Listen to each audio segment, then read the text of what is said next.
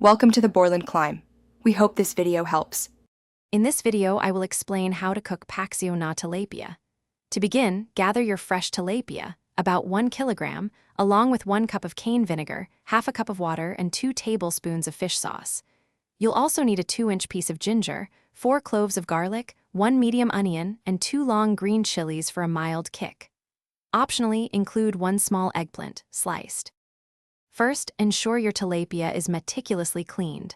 Scale, gut, and rinse each fish under cold running water, then make a few diagonal slits on its sides. Next, prepare your aromatics. Thinly slice a 2-inch piece of ginger, mince 4 cloves of garlic, and slice 1 medium onion into rings. If you're adding eggplant, cut it into 1-inch thick rounds. These preparations are crucial for infusing flavor. Now let's cook.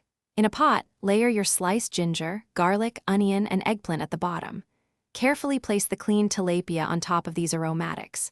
Pour in 1 cup of cane vinegar, half a cup of water, and 2 tablespoons of fish sauce. Add the long green chilies. Bring the mixture to a rolling boil without stirring, then reduce heat and simmer for about 15 to 20 minutes, or until the fish is tender and cooked through. Your Paksiw na tilapia is now ready to be enjoyed. You'll know it's perfectly cooked when the fish flakes easily and the sauce has slightly reduced. Serve this flavorful dish immediately with a generous portion of hot, steamed white rice. For an even richer taste, let it rest for 5 minutes before serving. Feel free to adjust the seasoning with a little more fish sauce or a pinch of salt to suit your preference. Enjoy your delicious homemade meal. Thanks for watching. Consider subscribing if we helped you.